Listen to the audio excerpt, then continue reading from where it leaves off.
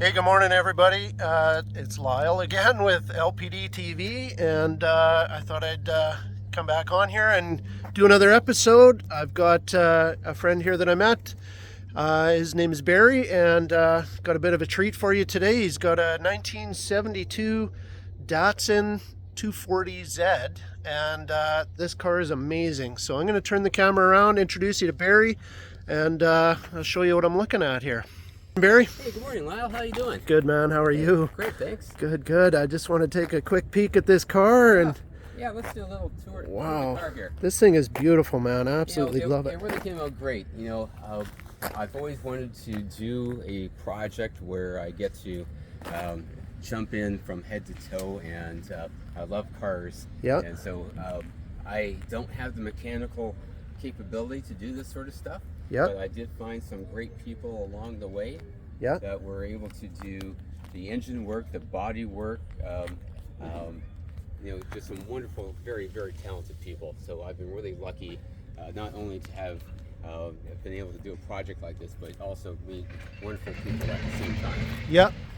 Man, this thing is like showroom quality, man. Like it's come off the floor. That was my intention. My idea was that I wanted to have a Datsun 240Z that was as modern as possible. Yeah. That was able to look like it just came off, as you said, the showroom floor. Yeah. So, and I like reliability, and back in 1972, there was a lot of carburetors, a lot of points, a lot of other things that needed to be adjusted. So I made sure that I was able to go ahead and put as many modern parts in this car as possible. Right. So this is a resto-mod. There's no intention of trying to keep things as original as possible. Okay. And also, I got to choose all the components for the car. So the color of the car, I had an Infiniti G35 that was this color. So I like that color. So this is not one of the stock colors. Okay. But I thought it really jumped and it looked really nice. Yeah.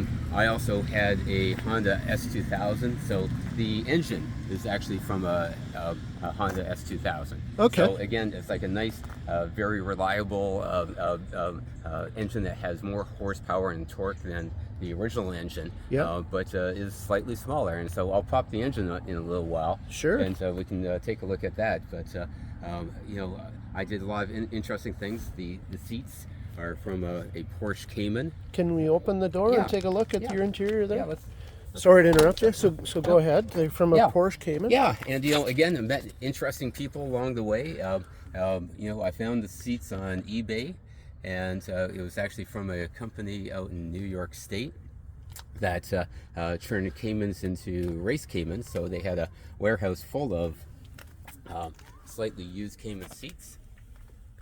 So they sent me these seats out, but I had no idea if they were going to fit. So I went out to the Porsche dealership. Yep. And I started measuring the seats, and I had the sales guy come out and go, "What the heck are you doing?" And I told him about my project, and so he helped me start measuring the seats in different, it's like reclined or upright, all the stuff. Yep. Suddenly I had like 3 Porsche sales guys helping me just measure the seats, so it was actually really, really pretty funny. Wow, man. So you meet people along the way that just are car people, and they are just some of the friendliest people and very, as I said, super talented. Yeah. And passionate about cars and wanting to help you with your project. Well, that's it. And everybody seems to love this car. The reason I chose this car is like when I was it's like 13 years old. It's like the guy down the block had a car like this. Yeah. It was a canary yellow one. And I was just enamored with the car. It had a baseball glove in the back. I played a lot of baseball, and I always imagined zooming up to a baseball diamond with it's like this type of car. Yeah. And so it's appropriate that we're actually with the baseball diamond behind us. Yeah, we'll give you a bit of a tour here of our scenery. Yeah. We're at the what is this place called? It's called McCartney Park. McCartney Park. Yeah, here in the North Shore. North Shore, Vancouver. Yeah. It looks like a nice baseball park here. Beautiful day. Yeah, it is. Yeah. Great setting for to show off your car here. Yeah, here, and let me pop the hood. Yeah, man. So how long have you had this thing? This was a project that took 2 years to do, and so after fine tuning and everything else like that. I've been driving for 5 years, so it's about now 7 years. 7 years you've had it, eh? But it was fun because when I started the project, I was able to find a guy that was like 2 miles away from my house, and I wasn't sure if he was going to be it's like my guy to help me do this project. But I talked to him in length, and I told him about the project and what I wanted to do. And we've become great friends over time. And so we go golfing with each other, and I think again that was the part of the great journey along the way, meeting people, just making friends. But I found a car over in Spokane, Washington, and it had been owned by a 80-year-old school teacher for 20 years. And I just sat in her driveway when I had purchased the car and said, it's like, tell me about yourself, tell me about the car, why did you want to own this car? Trying to gain some of the history, and so I can pass it along with it's like to the next owner too, just to keep the car alive.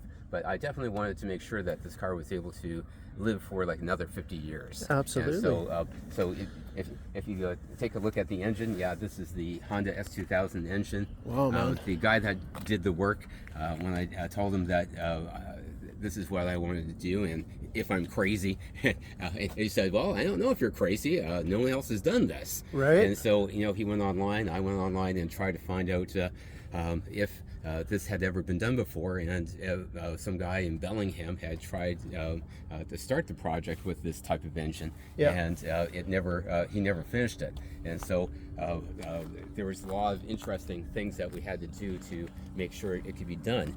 In fact, the funny thing is that this engine is then paired with the original transmission from a Honda S2000, and so but the differential is from a Datsun. So my car guy's like, he woke up at 4 o'clock in the morning in a cold sweat because he realized that Nissan engines rotate in a different direction than Honda engines. And so he was afraid that we were going to put it in first gear and then suddenly have the car go backwards. And so this is the only engine in the Honda line that actually rotates in the same direction as the Nissans. And so we just got lucky there. But other little things about the engine, things like these headers, which are really quite hot still. But that's the most expensive part of the entire engine. There was a company down in California called High Tech that makes these type of headers, but there's a lot of science and a lot of art that goes into these, and again, I just learned a lot along the way about how all this is actually built. But that's the most hand-built part of the entire car. Yeah, it's like artwork under here, under the hood. It's just beautiful. And, there's a lot of space in here, and I actually kid people that at Thanksgiving time, I'm going to put a turkey right here and drive around and have a little convection cooking. But yeah, it's so the engine is 100 pounds lighter than the original, with more torque and more horsepower. But since it's actually moved back, a lot of people have been calling it a front engine, mid-engine car. And so it is a little bit lighter, and so it does affect the handling a little bit. But so far it's not going to win any races, but it's still quite peppy. It's artwork. I love it. It's beautiful, man.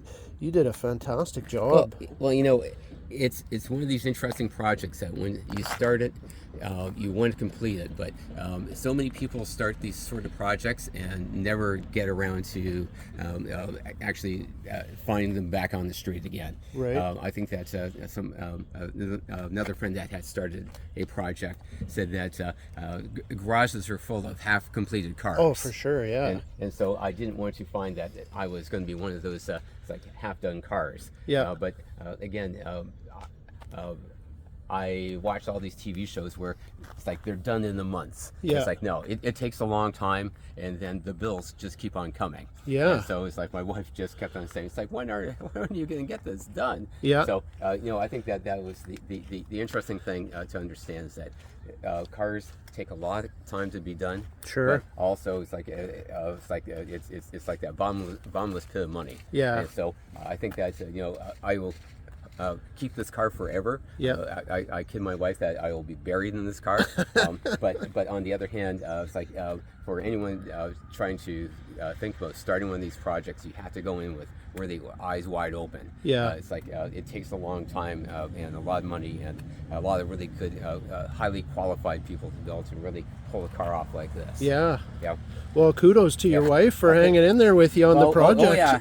Oh yeah. It's like when the bills kept on coming, she's looking at me going, okay. It's like, Yeah. Yeah, you said it was going to be this much, but now it's this much. This thing is amazing. But yeah, it was really fun to drive, and but you know, little things happen, and you know the way that you and I met, we found that it's like my it's like a small little part of the car failed. It was a 1972 part, and all of a sudden the car wouldn't start. Yeah. And so next thing you know, it's like you have to be towed into the it's like the mechanic. But you know these things happen, and you just have to be kind of prepared for it. And so always make sure that I have CAA on speed dial. Stand by. Oh yeah. You just never know. Yeah.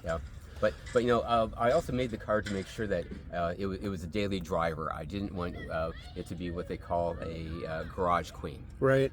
And so I made sure that you know these cars were notorious for rust. Back in 1972, so the body shop guys made sure to spray everywhere that they possibly could for any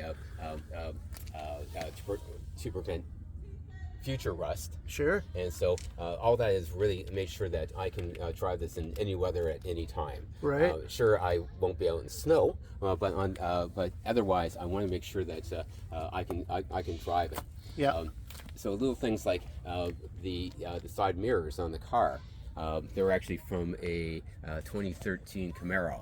And you know, back in 1972, they had these very, very small little mirrors. Okay. And so I thought, it's like, well, that's not going to help me if I'm going to be using this as a daily driver. Right. So I wanted to go ahead and have larger mirrors. Yeah. And so I searched high and low looking for mirrors that fit in this very, very small little shoulder area. Sure. And there's not many that do, and also would look good.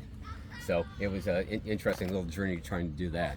Well, I think the fit and finish, I mean, it's stunning. I think it looks fantastic, man. Well, again, you know, I found really good body and paint people. The guy that painted the car, he was like a young 23-year-old guy. I called him a painting savant. He was just so good at what he did at that early of an age. Right. And so I have a video of him in fast motion, going all around the car with the spray gun, and he just loved doing paint stuff. Right. And so again, I see him on Instagram all the time, doing all this elaborate, great looking paint work. Do you mind if we share his name and give him a shout out? And because I think he did a fabulous job, I might as well make him known and give him a shout out. I remember him by his first name, Luis, and Alvarez, I believe his name is. Okay. Yeah. What's his Instagram handle? Do you remember? I don't remember. That's okay. Yeah. Wow, Luis, you did a fantastic job. No, he did. And so the other funny thing is, so this work was done in Washington State, and so we moved up to the Vancouver area about 2 years ago. Okay. And so getting plates for the car, I decided, okay, I'll get some personalized plates for the car. Sure. And so if you notice, the license plate is 240Z. Yeah. Very cool. All the people in the 240Z community are going, how did you get that? Yeah. It was just luck. Is that right? You know, for some reason, nobody had it, and I was able to just. It's like I made 5 choices. This was my top choice, and I got a phone call going, "Yeah, you got that one." Wow! And so the for some reason it was just not used. And so I got quite lucky there. Wow, man! Yeah, that's icing on the cake. Well, you know, that's exactly the way I put it. You know, I think that I got lucky, and other 240Z drivers going, it's like, I never thought of doing that. It's like, well, you know, sometimes good things happen. Yeah. Yeah. Very cool, man. Wow. No, everything worked out really, really well with the car, and I think that the thing I like about it is that it's all hanging together really well, and it took a little bit of time to shake out all of the little bugs here and there. Right. And it's one of those, you have to just hang in there, and everything came together really excellently. Yeah. Yeah. Oh wow, man, this is. Yeah. I'm just taken back. Yeah. Oh, yeah. It's so stunning. Yeah. Very, very nice job. No, well, thanks, Lyle. Yeah. So, you got any plans to do another project? Not at all. No. I think that, well, again, it's like this took so much time and so much money that I think that, I tell people, you do it once and you do it right, and then you're done. Yeah. Other people have much more of a hands-on approach and love doing this sort of stuff. And it's like, I just don't have the time or the technique, the background experience to be able to do this sort of work. Yeah. And, I can take things apart, putting them back together, that's the tough part. Yeah. And putting it back together in a way that looks great. I think that's why that's what I appreciate. I think that's why there's so many cars that end up in garages that are half done. Well, they get because apart they start taking things apart and they go, where's this part go? Yeah. Because it's like, they may have jars full of parts, but they forget where they put them. Yeah. Or they weren't meticulous enough to it's like photograph things along the way. Right. And so it's a tough process trying to restore something from 1972. Are there parts available? It's like, is there good information around? Is there stuff on the internet or Facebook pages where you can query people about this sort of stuff? Right. I think that a lot of times people jump into these projects going, it's like my dad had one of these and I want you to do it in his memory, which is all great motive. Yeah. Again, it's like you have to think that this is going to occupy your garage for the next 10, 20 years. It's like, if you don't have a good, clear path of how you're going to do this sort of stuff, it's like you're going to end up with a big chunk of metal in your garage without kind of a future. Yeah, it's a big investment. Yeah. Oh, it is. Yeah, for sure. In money, time, and relationships. Yeah. Yeah. So, do you mind if I ask you some questions about your personal life? Yeah, sure. Let's go So, for it. tell me about yourself. Like, what did you do for work? Well, I was one of those lucky guys. I got into computers early. Okay. Went to University of Waterloo, did a computer science degree, and then moved to the West Coast and worked for Microsoft in Washington State for about 15 years. Yeah. And then after that, I decided to hang it up and retire. Wow. I was one of those lucky guys that did well, and I thought spending more time with family and friends was more important than another software project. Yeah. And so I did things like I coached boys soccer. I coached it's like soccer and baseball, and did a lot of things in the schools. Yeah. Raised money for our local schools, all that kind of fun stuff. Sure. Yeah. Sure. And so I was really lucky that way. Right on. Yeah. Yeah. So, this specific car choice. Yeah. Why did you decide to go with the Datsun 240? What was your inspiration to go specifically with this? Yeah. With this car. Yeah, I've always loved the looks of this car. Yeah. It had really classic lines, and also it's kind of its place in history. Yeah. Because this was one of the first big Japanese cars that came over to kind of unseat the British cars. Yeah. There we There go. we go. Yeah, a good slam. And so, it had a great look. It looked a little bit like the Jaguars at the time. Yeah. So to me, it had really classic lines, but it was also much more reliable.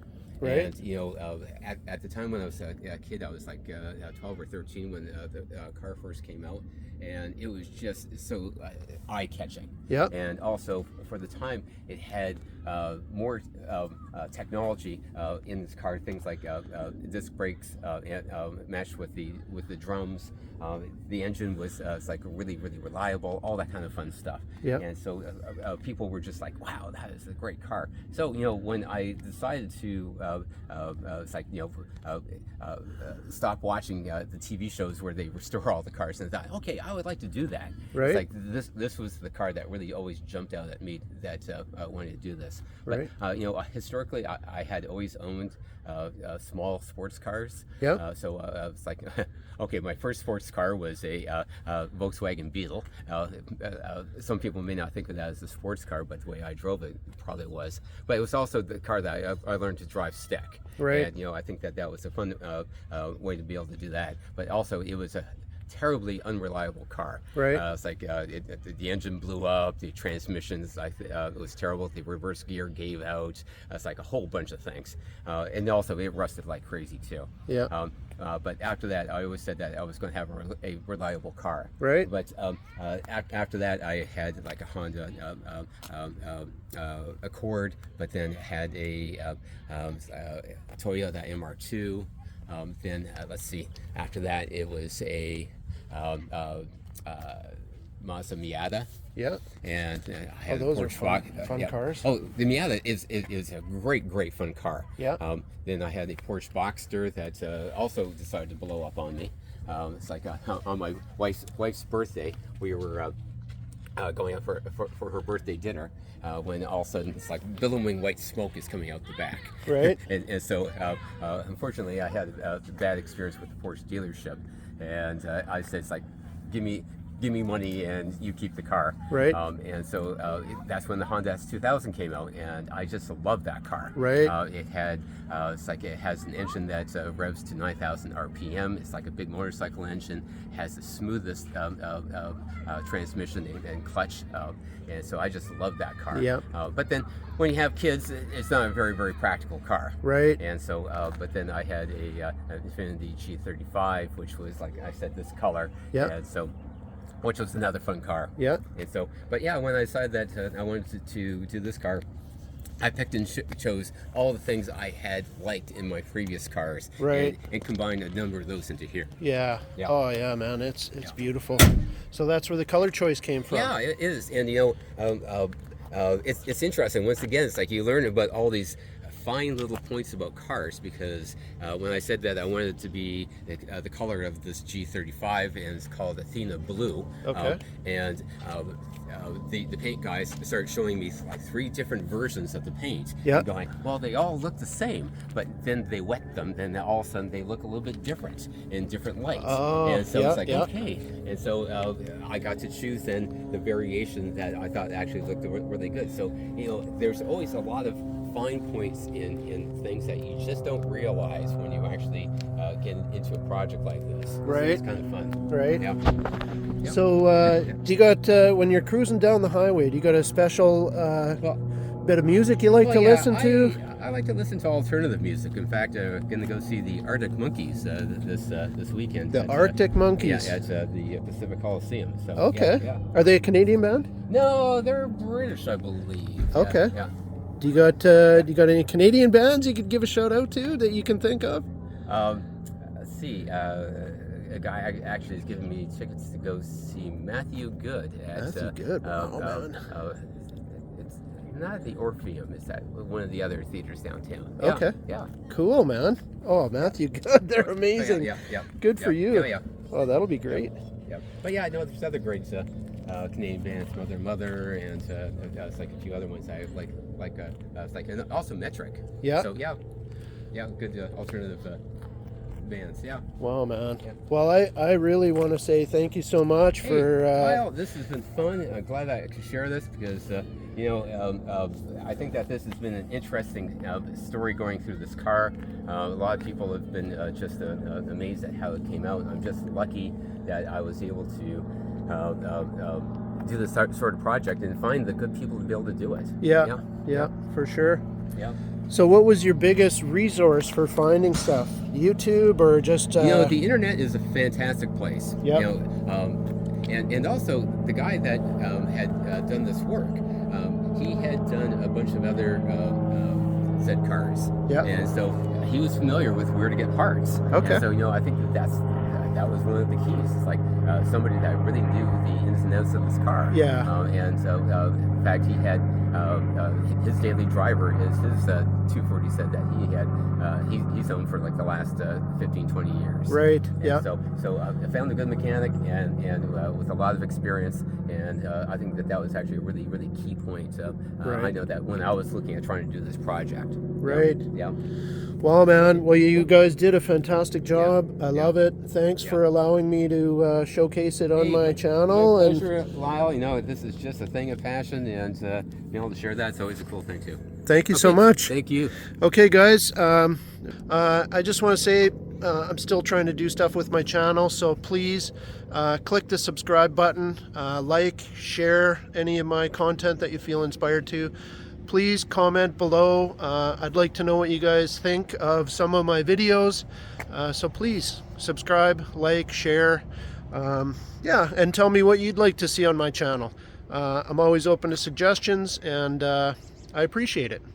Make it a great day, guys. Thanks. Bye for now. I love this fit so well. I thought I'd do a little video from inside the car, and I'll just tack it on to the video that I just finished with Barry. But wow, what a fantastic job you did on this car, man. It's just absolutely gorgeous.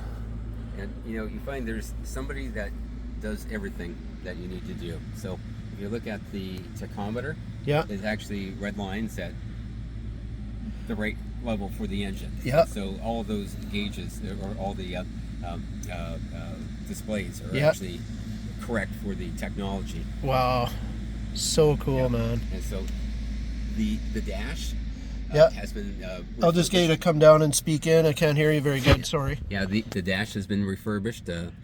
We took out the dash and sent it to a company down in California called justdashes.com. Okay.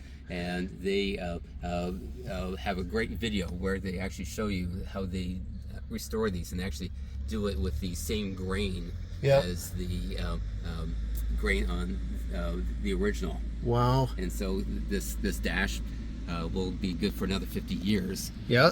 The problem with the originals is that after since 1972, sun is really bad and would actually crack the dashes. Right. And so this one is actually looking pretty good. Yeah. Justdashes.com? Justdashes.com. Wow, man. Yep. They did a great That's all job. they do. Yep. Wow. Very cool.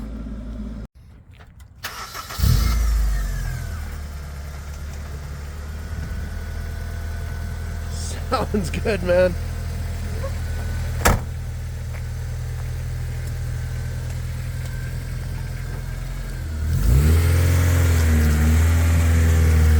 Thanks, Barry.